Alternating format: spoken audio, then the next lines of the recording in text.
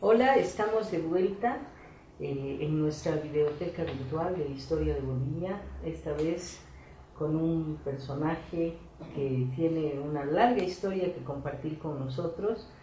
Bienvenido y gracias por aceptar nuestra invitación. Don Mariano Baptista Gumucio está con nosotros y le vamos a pedir que nos cuente dónde empezó la historia, don Mariano.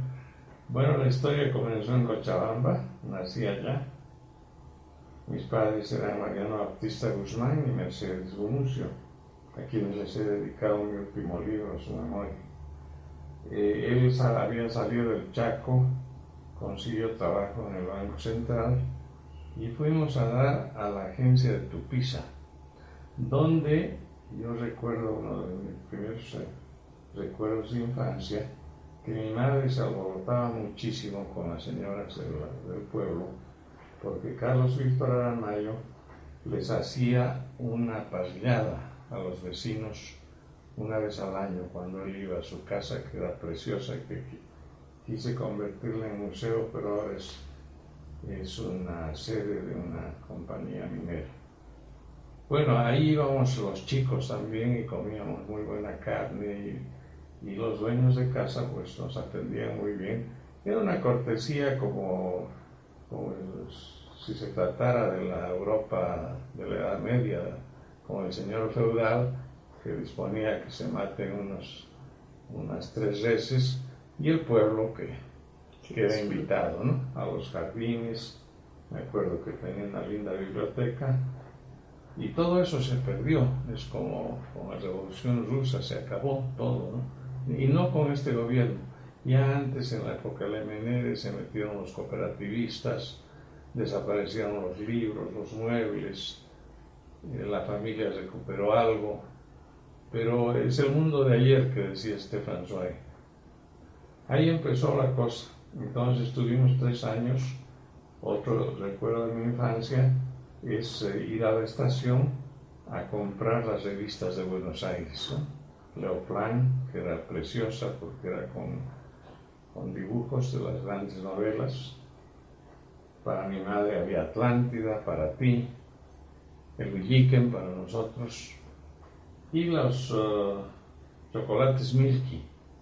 Eran unos chocolates redondos de leche, riquísimos, muy duros para los dientes, que devorábamos años más tarde en Sucre en las matinés de la mañana, en la matinal. Íbamos con nuestro chocolate y nunca se terminaba porque eran series.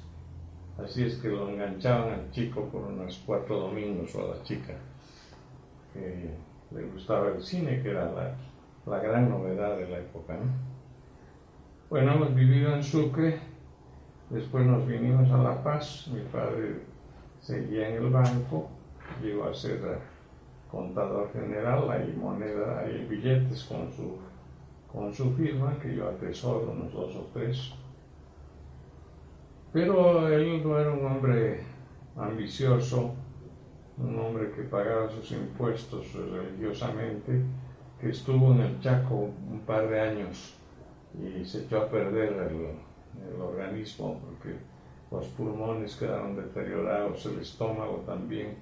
Él no comía carne, la poca carne que llegaba al frente la repartía a sus soldados, así es que adelgazó muchísimo.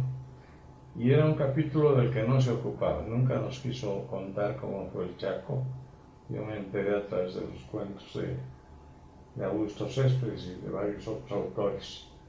Pero él volvió, como pasó con muchos oficiales, con sus polainas, sus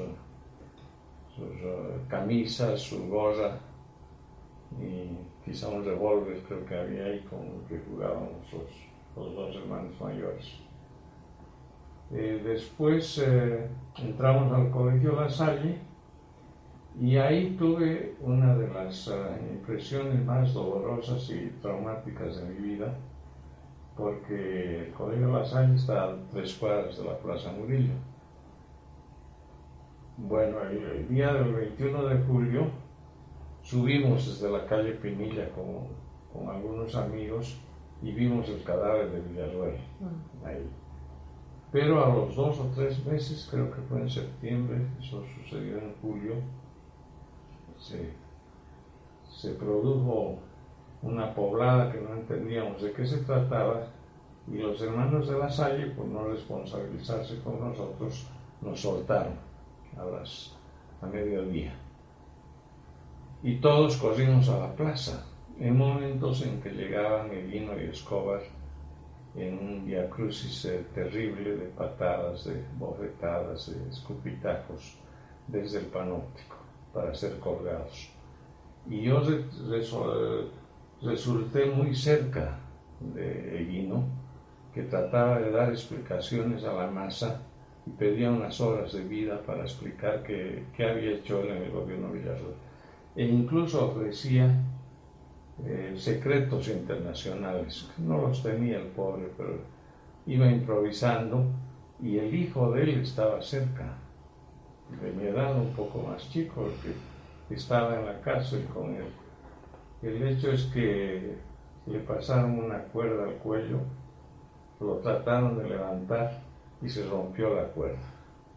Entonces uno de los que estaban ahí en la poblada le pegó un balazo y con eso acabaron una escena que duró unas 3 horas.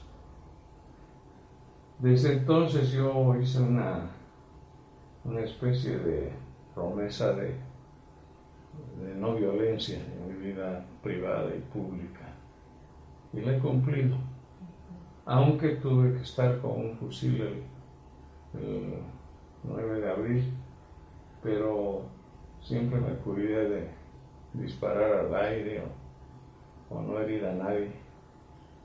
Y en esa oportunidad murió un compañero mío de curso, se desangró, le pegaron un balazo en la ingle desde Miraflores, se llamaba Javier Lorini, y murió en mis brazos. Y habíamos terminado lo que nos encomendó el partido, que era tomar una radio, la radio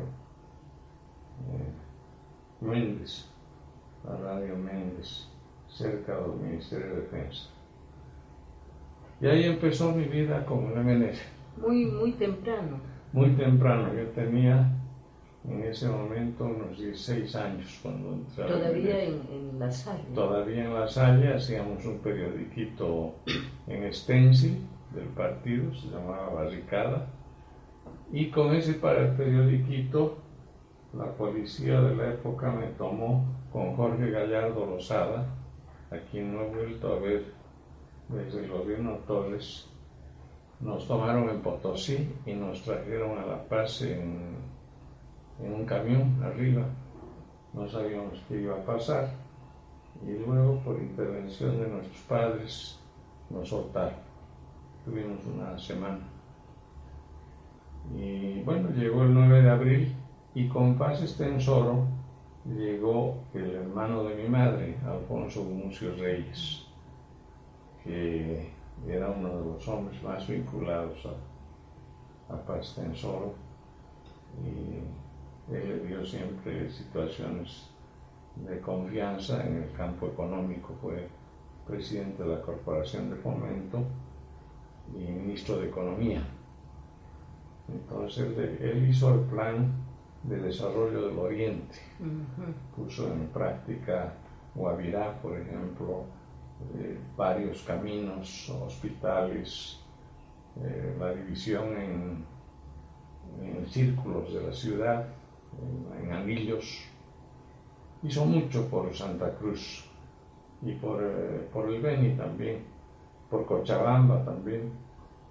Era un plan completo que lo hicieron con Walter Guevara Arce, y pudieron desarrollarlo con ayuda americana. Esa fue una de las grandes disyuntivas de la época, si se sobrevivía con la ayuda o se caía heroicamente a título de revolucionarios. Y claro, hubo más pragmatismo en buena hora. Porque el país, hay que recordarlo, era muy pobre, era tremendamente pobre. Y cuando yo salía a mis misiones en el servicio exterior, no era raro que demoraran 3 meses en pagarnos, ¿no?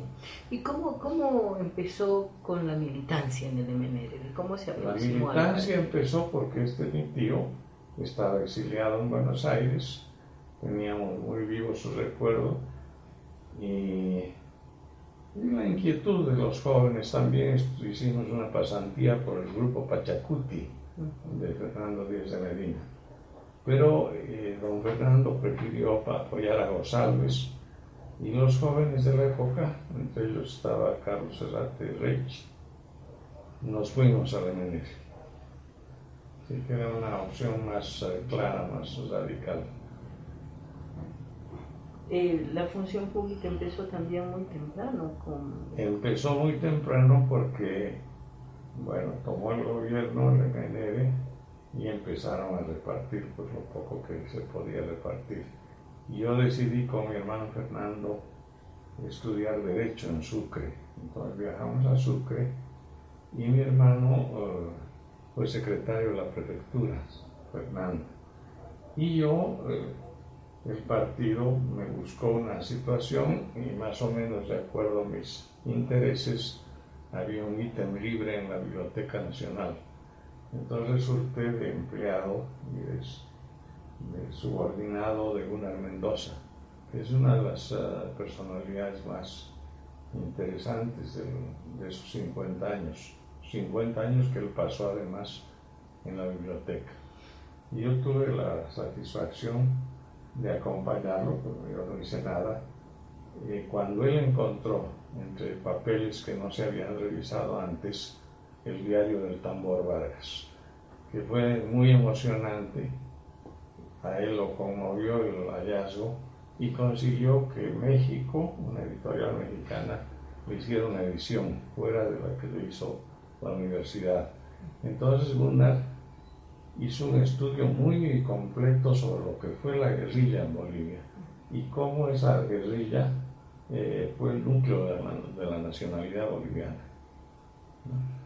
Fueron varias republiquetas amagadas el año 1816, menos Ayopaya, que es justamente donde está el tambor. Y su relación con los libros viene no solo de la biblioteca, creo que no, desde muy claro, mi padre tenía una pequeña biblioteca, mi abuelo Javier tenía también buenos libros y nos regalaba. Del lado de mi madre he tenido un erudito que era Gonzalo Gumucio, que es el descubridor en el Palacio Real de Madrid, en la Biblioteca del Palacio, nada menos que de los manuscritos de Bartolomé Sanz y Vela. Es un documento fundamental, es un libro de 1.000.000 de páginas que él hizo copiar en Madrid, porque en esa época también en la Biblioteca de Sucre, cuando uno quería tener una copia de algo, contrataba un copista, realmente eran señoras, porque no había xerox, no había fotografía.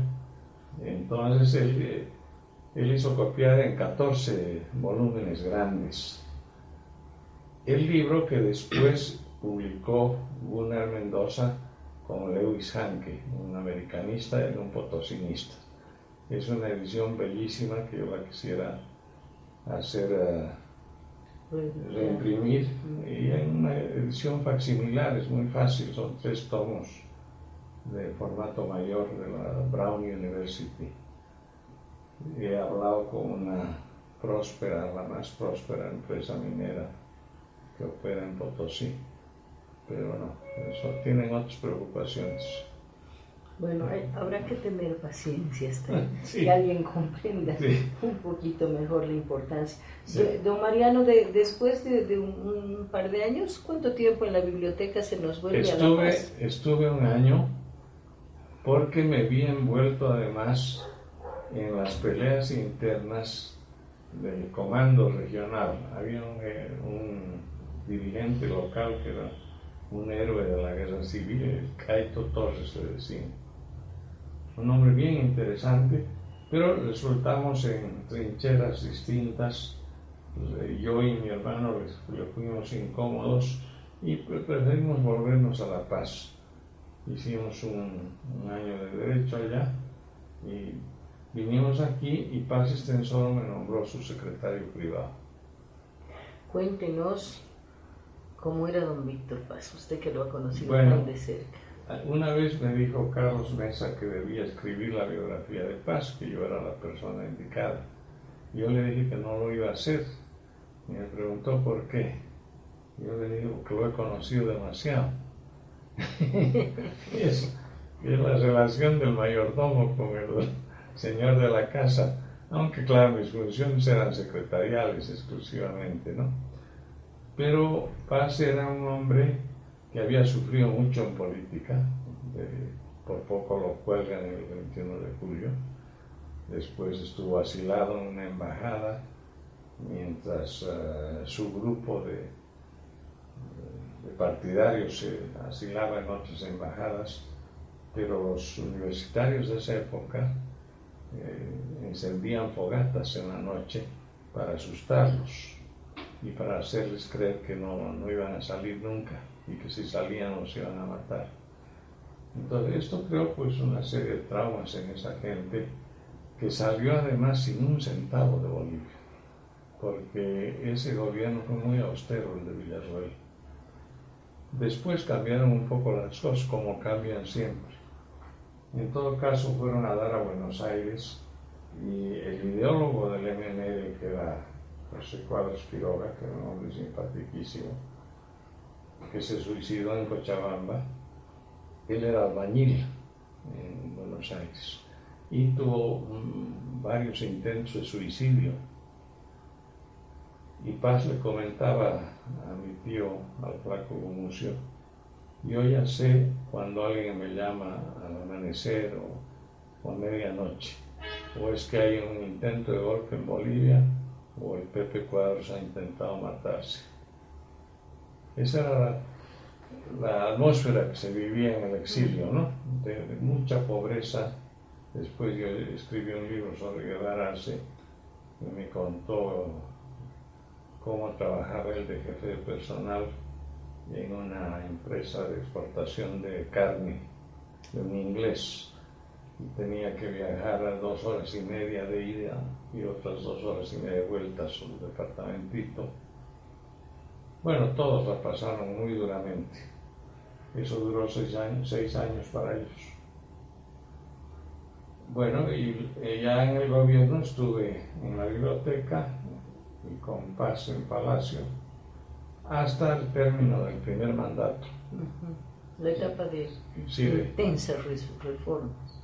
De intensas reformas y ya de diferencias con Guevara, con Lechín, con el propio Siles, que se produjo una situación de celos muy fuerte entre Paz y Siles, que llegó a un extremo de odio personal.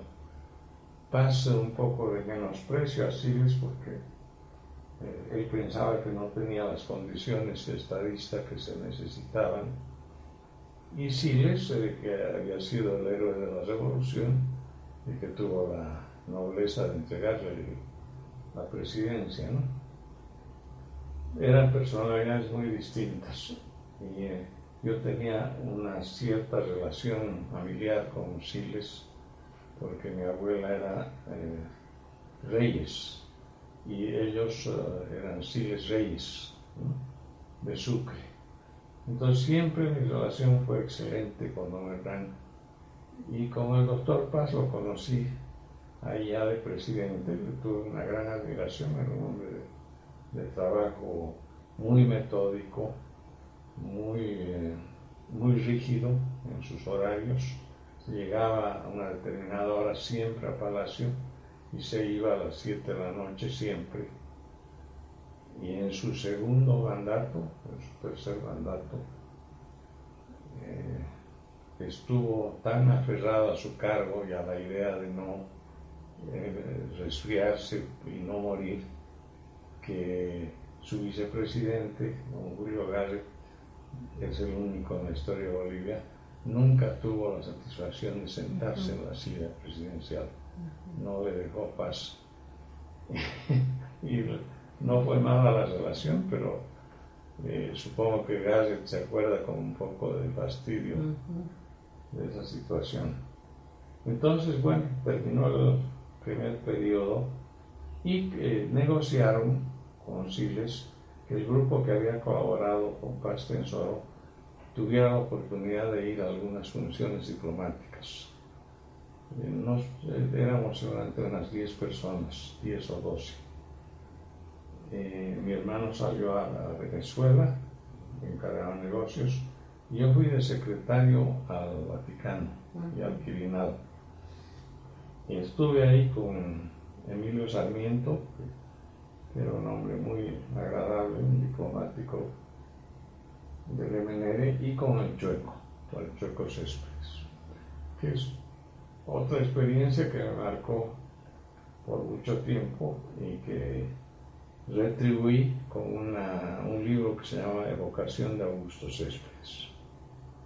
Mi relación ha sido muy graciosa con él porque lo conocí, él llegó en el avión de Paz Tensor con un grupo y el avión estaba comandado por René Barrientos, un joven oficial, y por Arguedas, el mecánico del avión, era el que después sería ministro del Interior de Barrientos, ¿no? El de las manos del Che, en fin.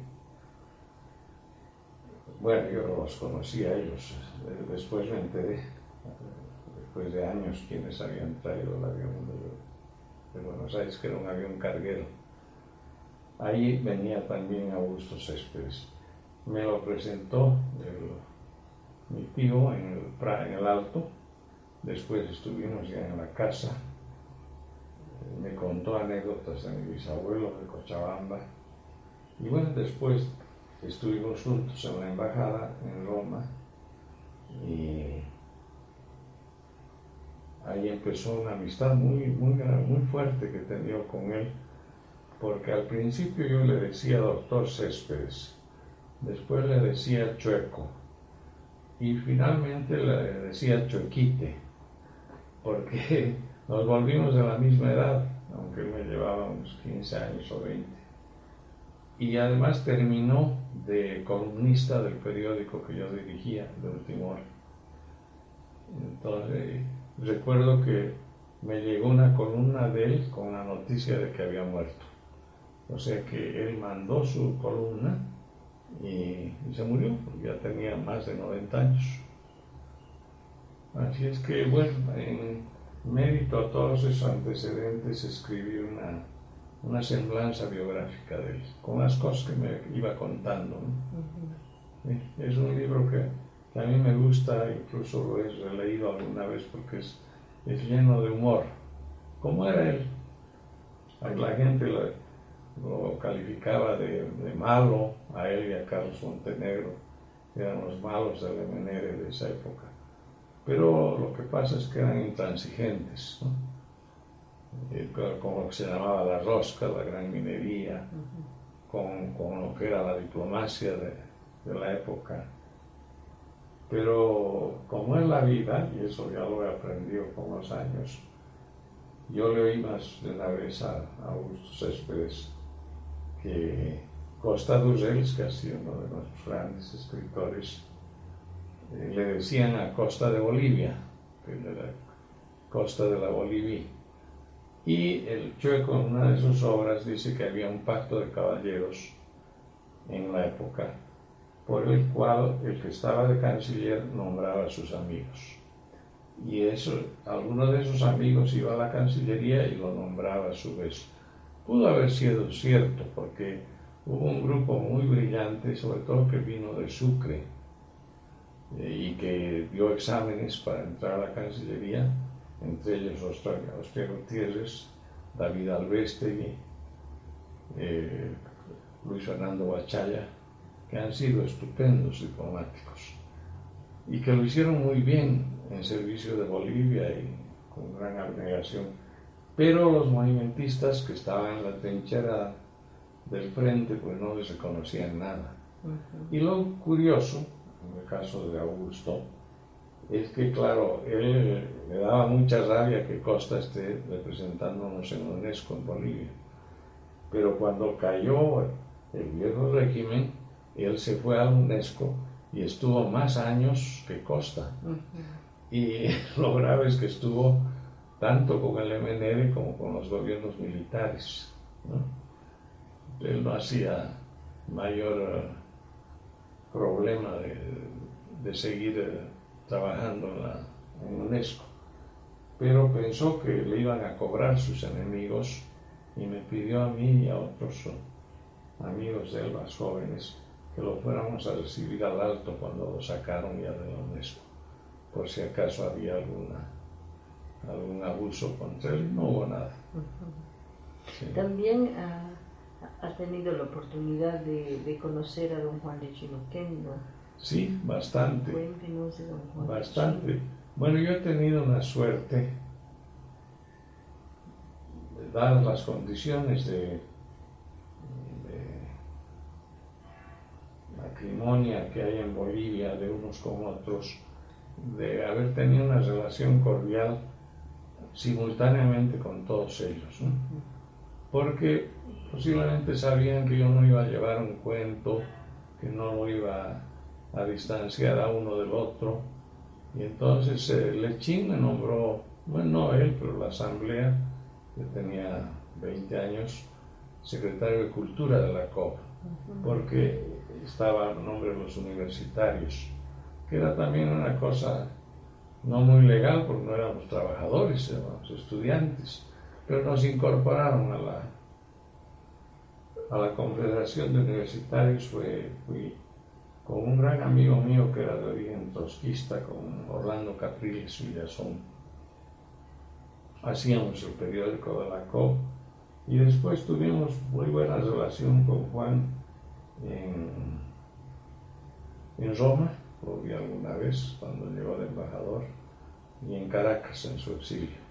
Y también aquí, antes de que se muera, estuvimos varias veces en el Prado, en el arbolito ese que le gustaba pararse para charlar.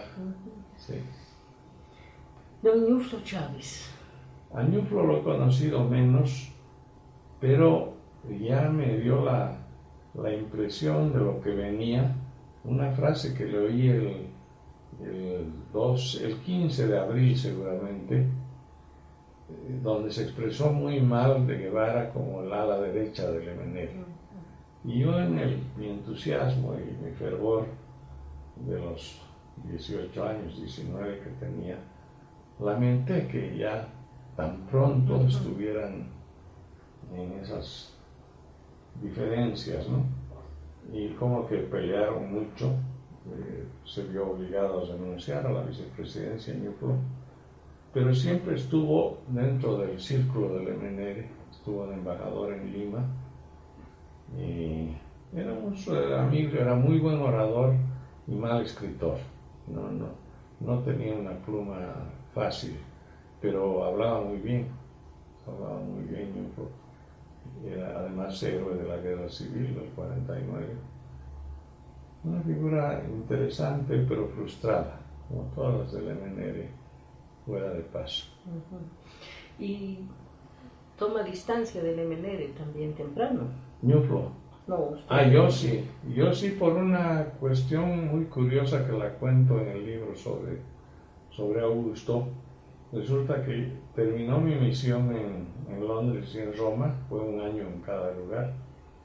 Me sustituyó un sacerdote en Roma, que después se fue candidato a la presidencia, un un cura movimentista, que le debían algún favor en el Parlamento y me sacaron a mí, lo pusieron a él. Murió con un cáncer, pero estuvo muy cerca del poder. Bueno, entonces yo vi a Caracas, donde estaba mi hermano Fernando, y un tío mío, hermano de Alfonso, que era Gonzalo, este erudito, el que encontró los papeles de Orsú y Vela. Él tenía una buena situación, no era político, y yo los había atendido a los adenistas que salieron al exilio con Pérez Jiménez aquí, y era muy amigo de Leoni, por ejemplo, era muy amigo de Carlos Alberto Rangel, que era un ideólogo muy interesante, de los Mantilla, de los hermanos Mantilla. Entonces esa gente, o sea, noticiaron, o yo les escribí. Y en cuanto llegué a Venezuela, me dijeron, quédate con nosotros, aquí va a estar tranquilo, con la playa, el calor y no sé qué. Y me dieron el cargo de secretario general de la línea aérea, aeropostal.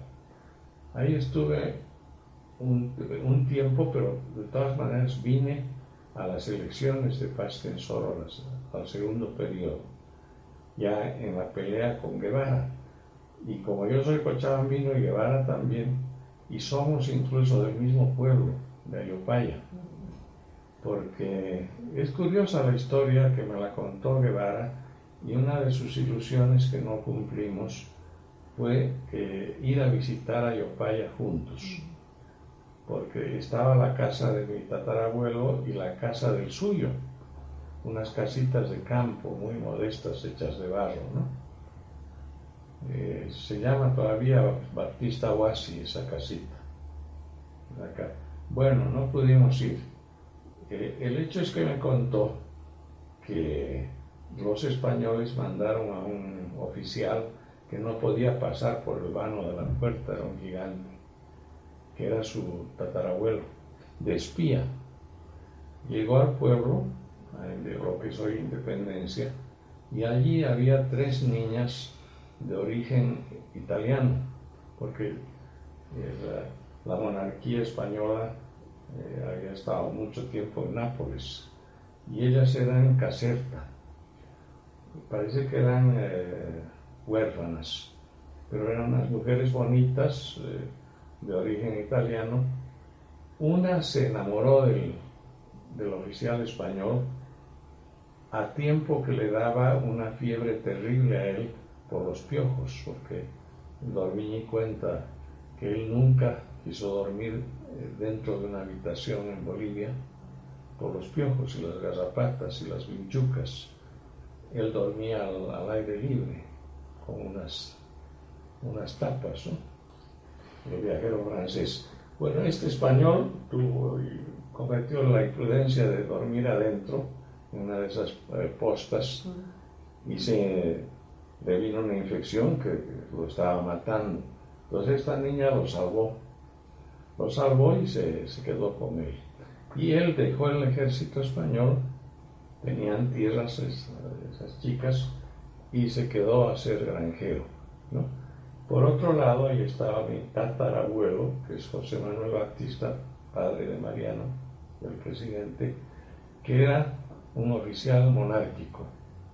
Entonces, yo pienso más de una vez que se tuvieron que enfrentar con el tambor Vargas, aunque el tambor era un muchachito en esa época, y José Manuel ya era un hombre de 20, 22 años. Como que llega a Sucre, 15 años después, y lo recomiendan a José Manuel Baptista para un cargo, y alguna gente le dice, no, este ha combatido con los chapetones, y Sucre hace una carta diciendo que no le den empleo, que está en su correspondencia, no porque lo conociera, sino porque sirvió con la corona, ¿no? Era el tema de la lealtad y de la traición, era muy delicado. No se podía decir quién era el traidor y quién era el patriota, porque no había patria todavía, ¿no? Estábamos en esa disyuntiva. En todo caso, son de esa región. y por eso es que yo tenía la relación con Guevara. Y cuando me vengo de Venezuela, me encuentro, para mi mala suerte, en el Prado con él. Cambiamos unos saludos, estaría 10 minutos, y seguía. Quedé marcado. En la tarde, a las 3 de la tarde, tenía mi entrevista con Paz Tensor para decidir si me volvía o me quedaba a su gobierno. Pues Paz me hizo esperar media hora, 1 hora, 2 horas, y me recibió a las 5. Y me recibió, yo lo conocía ya demasiado en sus reacciones, con un poco de torpeza y mucha frialdad, y me dijo: ¿qué piensa hacer usted ahora? Yo le dije: me vuelvo a Venezuela, doctor Paz. Tengo trabajo allá. Bueno, hasta luego. Y ahí salí otra vez a Venezuela porque alguien en la hora del almuerzo le había dicho: Baptista está hablando con Guevara. No se podían ni siquiera saludar. No, nada. Yo les voy a pedir unos minutos que vamos a volver para que nos cuente en el siguiente bloque cuándo empezó su carrera periodística, que también lo acompaña Muy bien. Volvemos en un instante.